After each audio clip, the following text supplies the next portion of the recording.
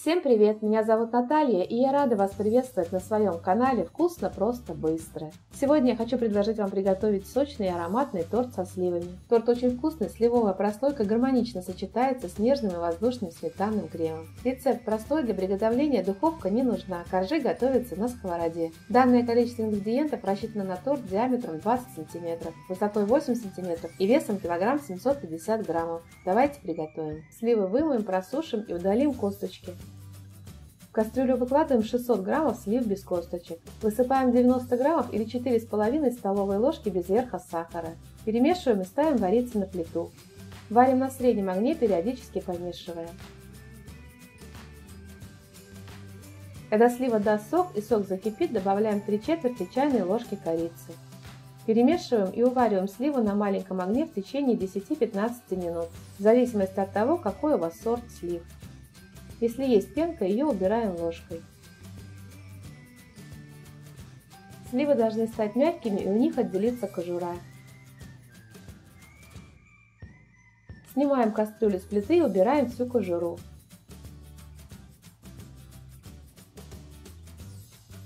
Я кожуру не выбрасываю, остывшая кожура очень вкусная, и я ее с удовольствием съедаю. Через сито отливаем 130 граммов сока, это будет пропитка для коржей. Оставшуюся массу взбиваем блендером.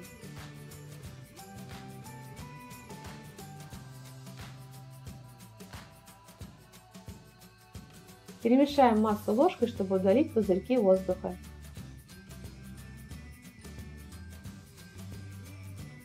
Оставшиеся мелкие пузырьки воздуха можно убрать ложкой.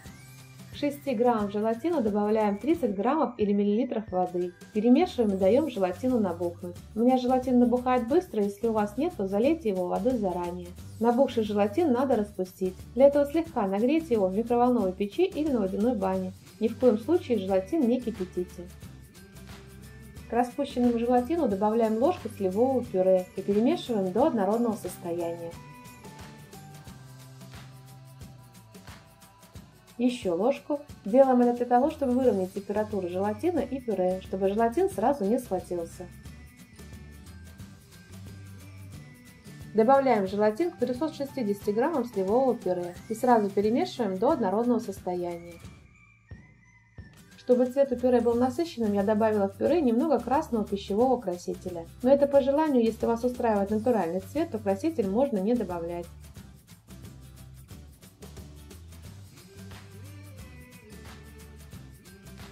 Оставляем пюре и сок на столе остывать, а сами приготовим коржи для торта. В чашу высыпаем 150 граммов или 7,5 столовых ложек без верха сахара, 10 граммов или 2 чайные ложки ванильного сахара, четверть чайной ложки соли. Добавляем 2 яйца. Хорошо взбиваем все вместе. Яичная масса должна посветлеть и увеличиться в объеме примерно в 1,5-2 раза. Добавляем 40 граммов или 3 полные столовые ложки растительного масла без запаха. Перемешиваем на небольших оборотах миксера до однородного состояния. В 250 граммов или миллилитров кефира комнатной температуры всыпаем 1 чайную ложку соды и перемешиваем. Сода сразу начинает гаситься, и объем кефира увеличивается в 2 раза, поэтому обязательно берите глубокую чашку. Выливаем кефир в яичную смесь. И на небольших оборотах миксера перемешиваем до однородного состояния.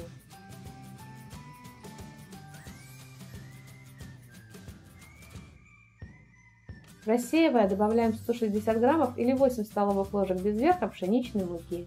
На небольших оборотах миксера перемешиваем до однородного состояния.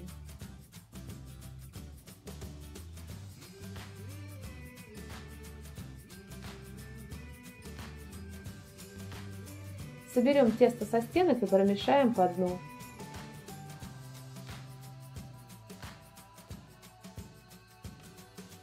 Тесто получается не густое, но такое должно быть. Делим тесто на 3 равные части. Выпекаем коржи на заранее разогретой сковороде. Самый простой способ определить, достаточно ли разогрета сковорода, капнуть на нее немного воды. Капельки воды немного побегают по сковороде и потом испарятся. Смазываем сковороду небольшим количеством растительного масла. Выливаем тесто на сковороду и накрываем крышкой. Выпекаем на маленьком огне 10-12 минут, в зависимости от вашей сковороды и нагрева вашей плиты. Переворачивать корж не надо. Если собирается конденсат на крышке, его убираем сухой тряпочкой. Готовность коржа проверяем пальчиком. После касания он должен оставаться сухим. И деревянной палочкой она должна выходить сухой без остатков мокрого теста. Перекладываем корж на решетку, оставляем остывать и сразу выпекаем следующий корж. Остывают коржи очень быстро. Таким образом выпекаем 3 коржа диаметром 21 см. Остывшие коржи обрезаем по форме диаметром 19 см. Обрезанные кусочки оставляем, они нам пригодятся позже. Коржи мягкие, не сухие и очень вкусные сами по себе. Остывшие коржи пропитываем ранее приготовленным сливовым соком.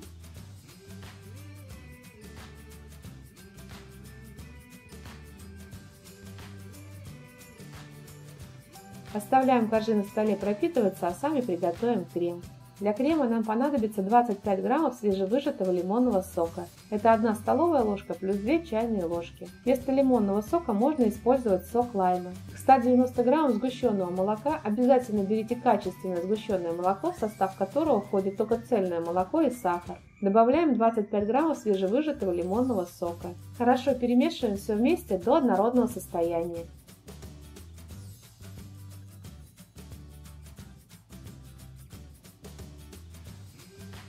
Сгущенное молоко станет густым и уже не будет сливаться с лопатки, а будет спадать с лопатки.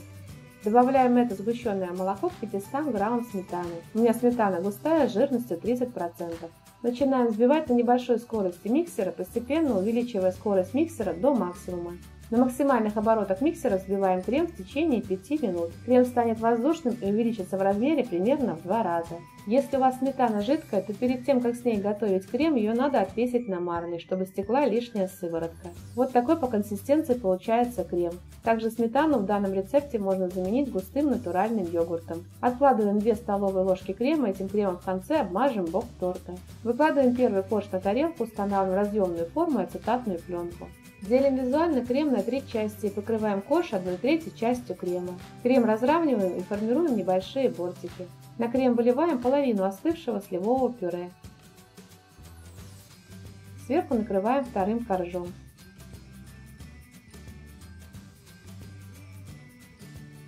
Корж слегка придавливаем. На корж выкладываем 1/3 часть крема. Крем разравниваем и формируем небольшие бортики. На крем выливаем вторую часть сливового пюре. Накрываем третьим коржом. Корж слегка придавливаем. На корж выкладываем и разравниваем оставшийся крем.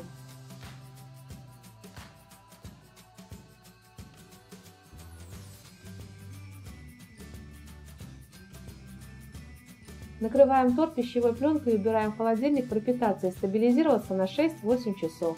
Я обычно убираю на ночь. Готовый торт освобождаем от формы и ацетатной пленки. Обмазываем бок торта ранее отложенным кремом.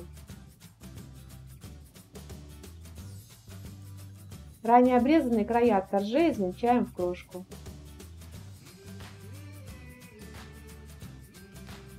И посыпаем крошкой бок торта.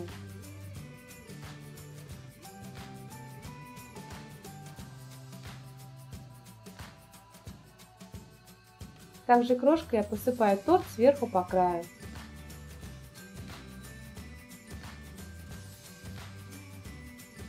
Торт готов, его можно подавать к столу. Торт очень вкусный, мягкий, сочный. Моей семье торт очень понравился, надеюсь, он понравится и вам. Если вам понравился рецепт, то делитесь этим видео с друзьями, ставьте лайки, пишите комментарии. Подписывайтесь на мой канал, смотрите мои другие видео, мне будет очень приятно. Желаю вам приятного аппетита и отличного настроения.